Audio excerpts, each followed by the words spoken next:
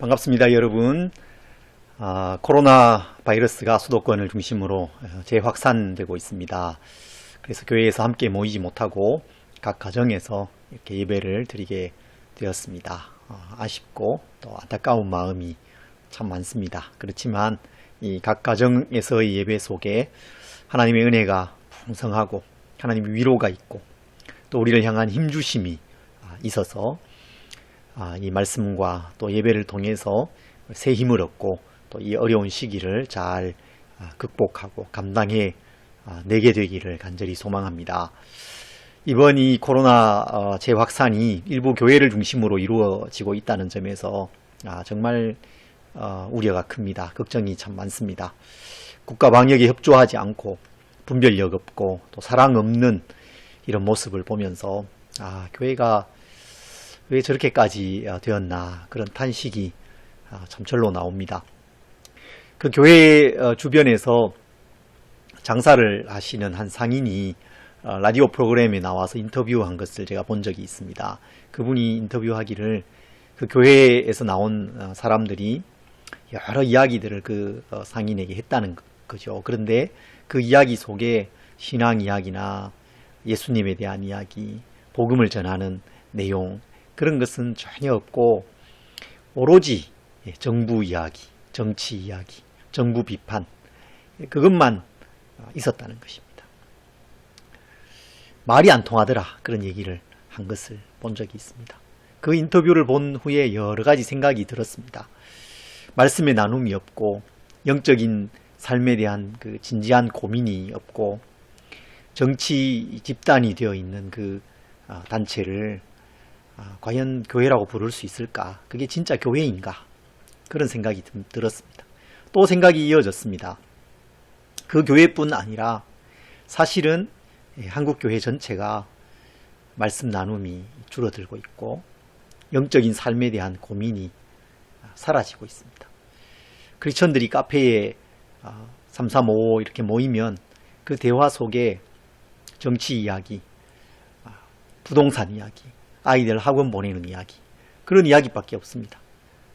매일 모여가지고 큐티한 이야기 하라는 것이 아닙니다. 오늘 아침에 내가 말씀을 마가복음 4장 말씀을 보았는데 이렇더라 꼭 그렇게 나누라는 것이 아닙니다. 적어도 그리스도인들의 그 대화 속에 예수님이 중심이 되고 말씀이 중심이 되고 삶에 대한 진지하고 진솔한 나눔이 그 속에 있고 서로를 향한 격려가 있고 그래야 되는 것 아니겠습니까? 우리가 그리스도 중심의 마음, 그리스도 중심의 생각, 그리스도 중심의 이 삶을 잃어가고 있는 것, 그것이 큰 문제입니다. 이런 한국 교회의 이 토양이 이번 사태를 키운 것입니다. 이번 사태를 낳은 것입니다. 그래서 그런 생각이 들면서 마음이 정말 무겁고 또 힘이 듭니다. 우리의 삶 속에 다시 예수님을 중심에 모셔야 되겠습니다. 정말 이 시대에 참된 그리스도인의 삶이 어떤 것인가 고민하고 묵상하고 그것을 우리가 함께 나누고 함께 격려하고 사랑과 선행을 격려하는 그런 모습이 이 마지막 시대의 교회에 꼭 있어야 되겠습니다. 이런 상황 속에서 비록 우리가 함께 모여서 예배할 수는 없지만 복음서 말씀을 우리가 함께 살펴보는 것, 묵상하는 것 이것이 정말 의미가 있다고 생각이 됩니다. 오늘은 마가복음 4장 35절부터 41절 말씀을 우리가 함께 묵상하겠습니다. 먼저 본문 말씀을 읽겠습니다. 마가복음 4장 35절부터 41절 말씀입니다. 그날 저물 때에 제자들에게 이르시되 우리가 저편으로 건너가자 하시니 그들이 무리를 떠나 예수를 배에 계신 그대로 모시고 가매 다른 배들도 함께 하더니 큰 광풍이 일어나며 물결이 배에 부딪혀 들어와 배에 가득하게 되었더라. 예수께서는 고물에서 베개를 베고 주무시더니 제자들이 깨우며 이르되 선생님이여 우리가 죽게 된 것을 돌보지 아니하시나이까 하니 예수께서 깨어 바람을 꾸짖으시며 바다들어 이르시되 잠잠하라 고요하라 하시니 바람이 그치고 아주 잔잔하여지더라. 이에 제자들에게 이르시되 어찌하여 이렇게 무서워하느냐? 너희가 어찌 믿음이 없느냐 하시니 그들이 심히 두려워하여 서로 말하되 그가 누구이기에 바람과 바다도 순종하는가 하였더라. 아멘. 오늘 본문은 예수님과 제자들이 갈릴리 바다에서 풍랑을 만나는 이야기입니다. 예수님께서 바람과 바다를 잔잔하게 하시는 이야기죠. 이 이야기는 매우 잘 알려져 있는 예수님에 대한 이야기 중에 하나입니다.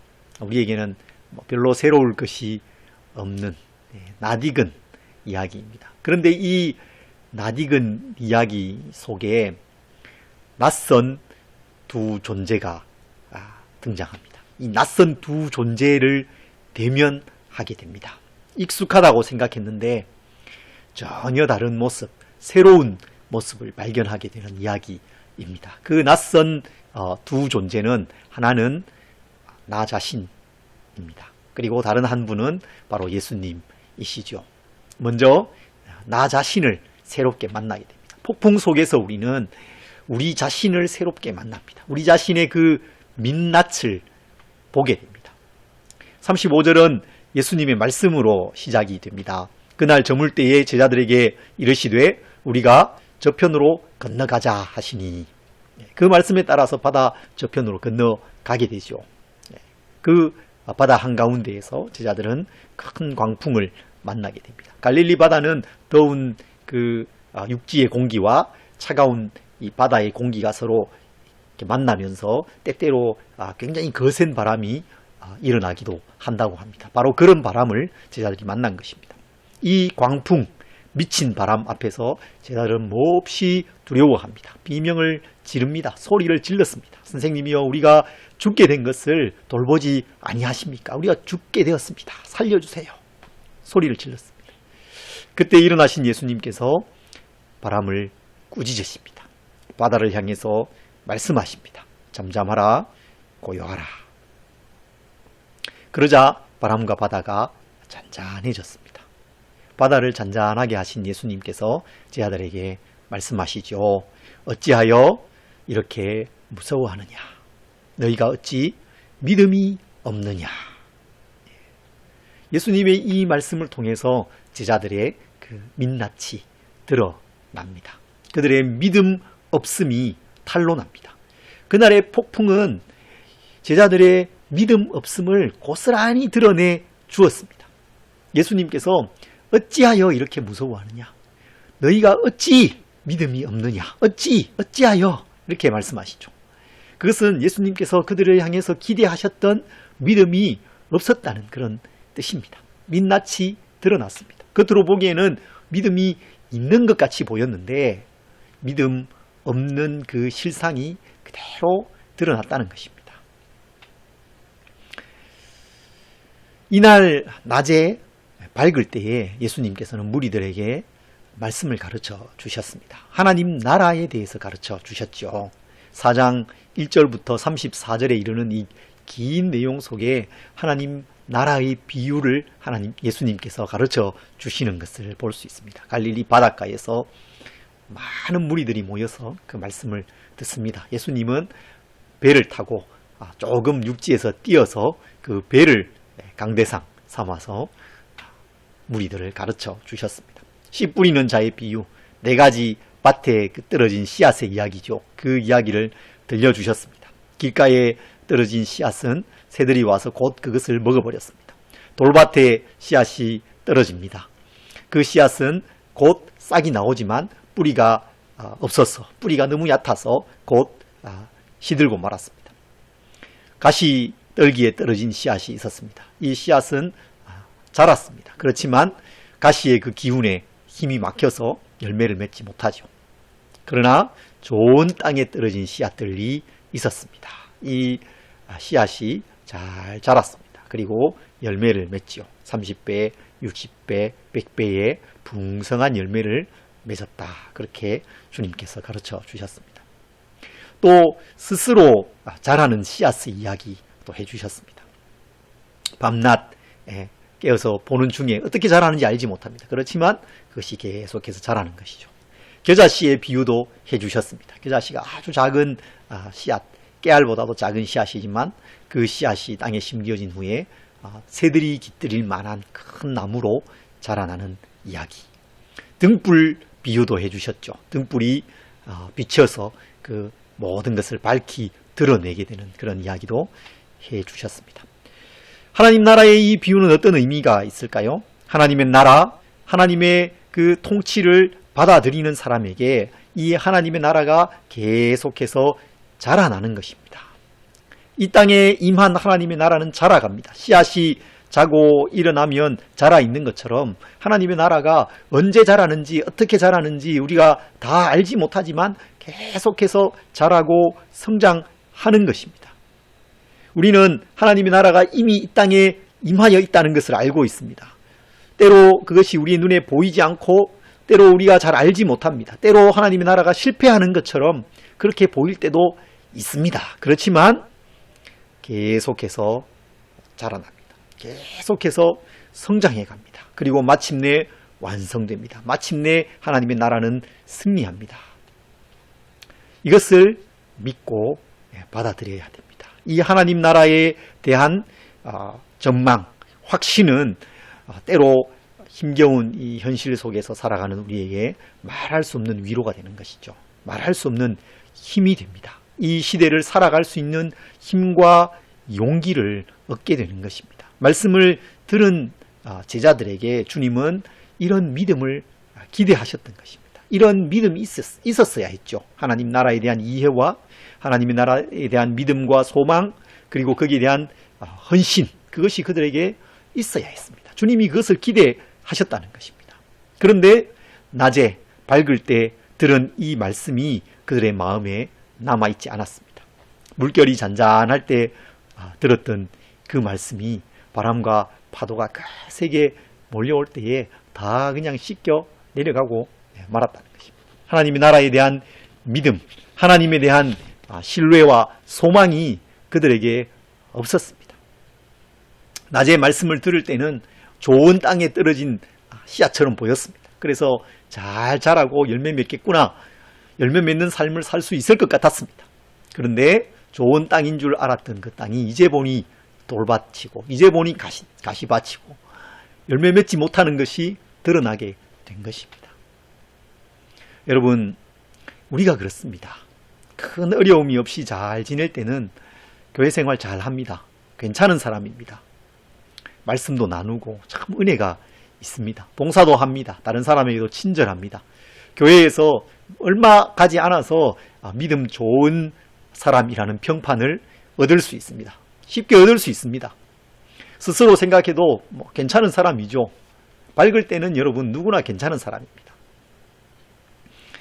문제는 저물 때 찾아옵니다. 문제는 광풍이 불 때 찾아옵니다. 세상에 미친 바람이 불어닥치면 문제가 드러나게 됩니다. 비명을 지릅니다. 소리를 지릅니다. 두려워 떨게 됩니다. 믿음 없음이 비로소 드러나게 됩니다. 괜찮은 사람이 아니었구나 드러나게 됩니다. 말씀이 내 안에 없음이 드러납니다. 주님이 내 안에 안 계시구나 알게 됩니다. 내가 지금까지 크게 잘못 살아왔구나, 정말 제대로 살지 못했구나 깨닫게 되는 것입니다. 그것이 참 부끄럽고 고통스러운 일이죠. 그렇지만 폭풍 속에서 그 민낯이 드러나는 것입니다. 한국 교회가 지금 그렇지요. 코로나 이 광풍을 만났습니다. 그 속에서 한국 교회의 이 민낯이 다 드러나고 있습니다. 믿음이 없음이 드러나고 있습니다. 가짜 믿음이었구나 드러나고 있습니다. 지혜도 없고 분별도 없습니다. 사랑도 없고 배려도 없습니다. 정치가 우상이 되어 있는 것입니다. 우상 숭배입니다. 그것이 드러나고 있습니다. 완전히 망가진 이 교회의 모습을 보는 것이 굉장히 당황스럽습니다. 부끄럽습니다. 정말 부끄럽습니다. 폭풍은 이렇게 민낯을 드러내줍니다. 이것은 고통스럽고 부끄러운 것입니다. 그러나 오늘 이 말씀은 이 폭풍이 우리에게 소망이 동시에 있다고 말하고 있습니다. 소망을 줍니다. 우리의 부끄러운 민낯이 드러나는 그 자리에서 우리는 또 다른 낯선 존재를 만나게 되거든요. 만날 기회를 얻게 되거든요. 주님의 그 진면목을 볼 수 있는 기회가 그 자리에서 생기게 된다는 것입니다. 폭풍 속에서 우리는 주님의 진면목을 보게 됩니다.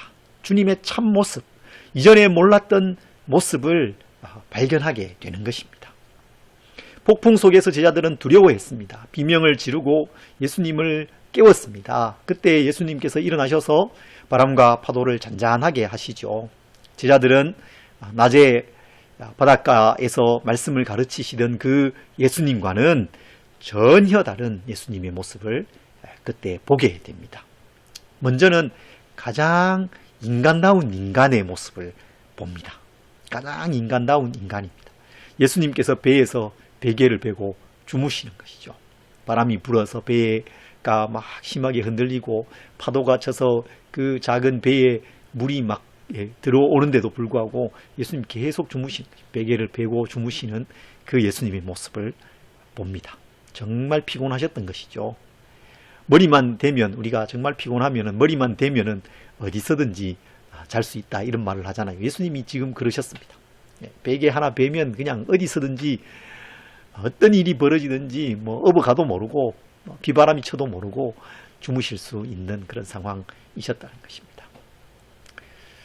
예수님은 우리와 동일한 몸을 가지신 완전한 인간이셨습니다. 그래서 낮에 그 뙤약볕 아래에서 사람들을 가르치시고 그러셨을 때에 힘이 소진되신 거죠. 그래서 깊이 주무시고 계셨습니다. 예수님은 때로 배고픔을 느끼셨고 예수님은 때로 목마름을 느끼셨습니다. 사탄에게 시험을 받기도 하셨습니다.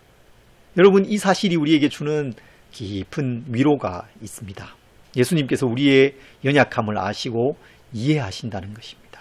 예수님께서 우리를 공감하십니다. 우리가 홀로 외로워하고 괴로워하고 답답해하고 고민하는 그 문제를 주님 아십니다. 주님 이해하십니다. 그리고 우리에게 위로를 주시죠. 참 답답하고 우울하고 힘들 때 있으시죠. 내 마음 아무도 몰라줄 것 같은 그럴 때 있으시잖아요. 예수님이 아십니다. 예수님께서 그것을 이해하십니다.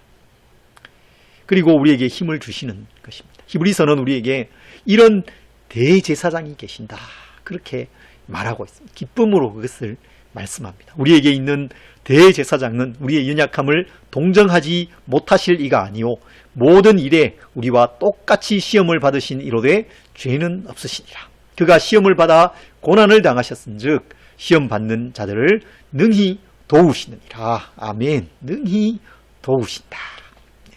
그 예수님께서 일어나십니다.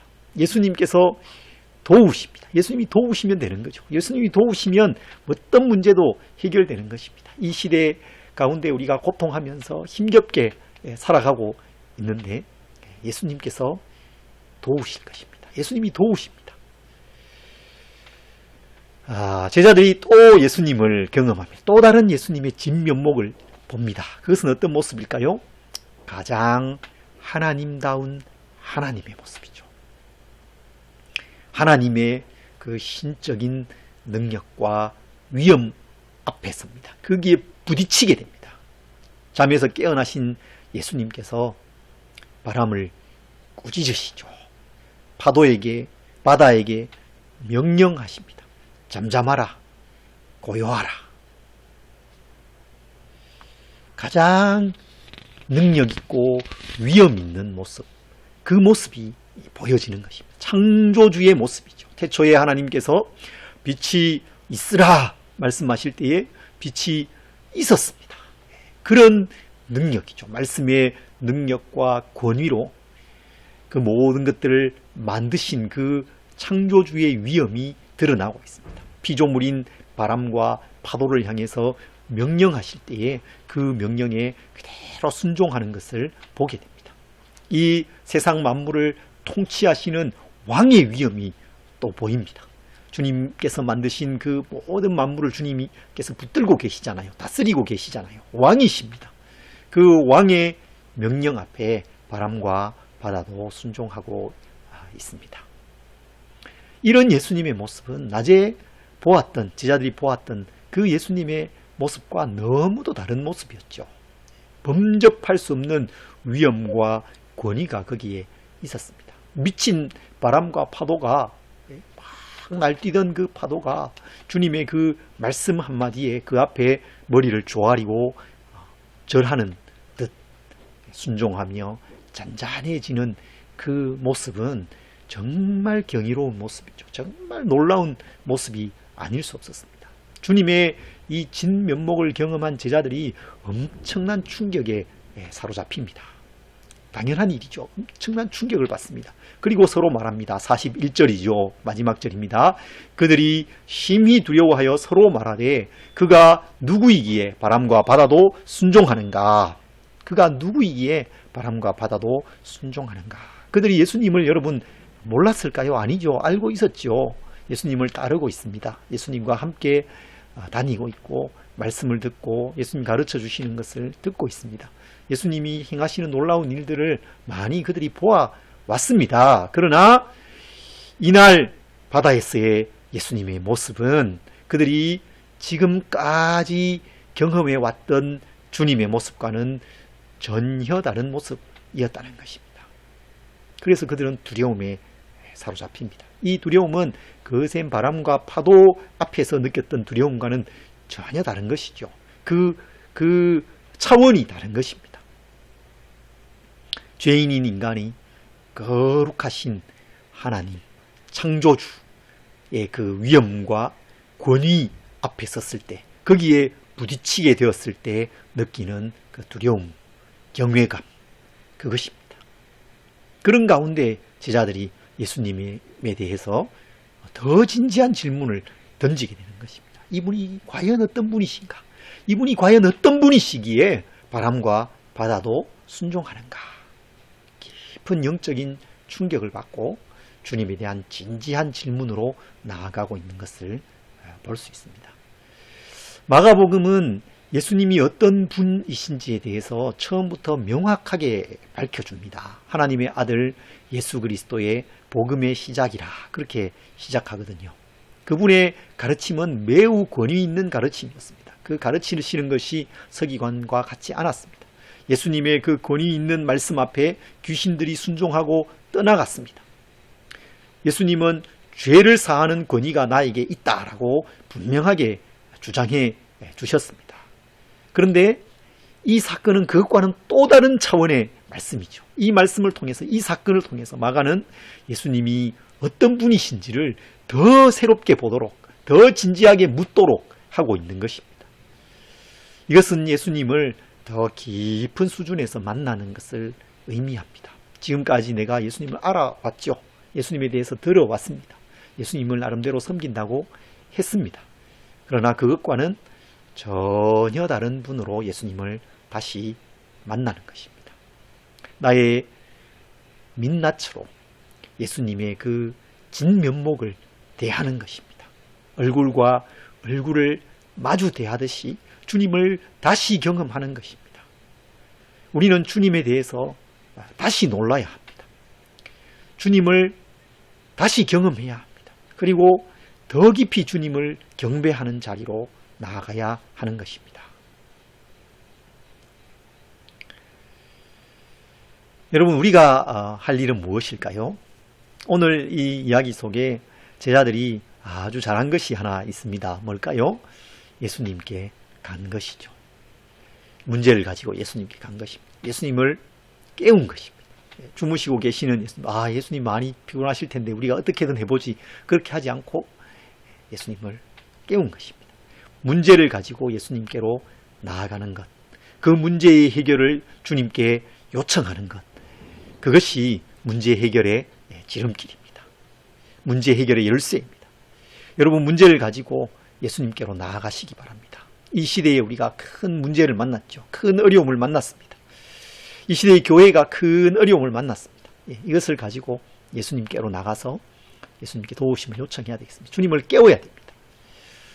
이렇게 주님을 깨우면 어떤 일이 일어날까요? 예수님께서 제자들을 깨우십니다. 오늘 이야기에는 제자들이 예수님을 깨우는 걸로 나타나죠. 드러나죠. 그렇지만 그 더 깊이 이 본문을 묵상해 보면 사실은 예수님께서 제자들을 깨우게 계시죠.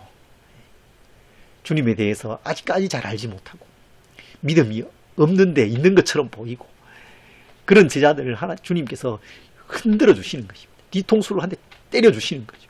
깨우시는 것입니다. 자신의 모습을 보게 하시고 주님의 그 참모습을 보게 하시고 그래서 놀라게 하시고 다시 그 마음 깊은 곳에서 예수님 과연 어떤 분이신가 질문하게 만드십니다. 그들을 깨워 주셨던 것입니다.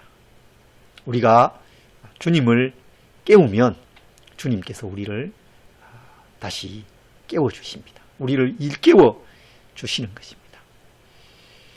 주님에 대해서 하나님의 나라에 대해서 예수님을 따르는 삶이 어떤 것인지에 대해서 우리로 하여금 새롭게 발견하게 하시고 우리를 깨워 주시는 것입니다. 코로나로 인해서 전 세계가 큰 어려움에 빠졌습니다. 우리나라가 또다시 큰 어려움에 직면했습니다. 무엇보다도 이 땅에 교회가 큰 어려움과 위기를 만났습니다.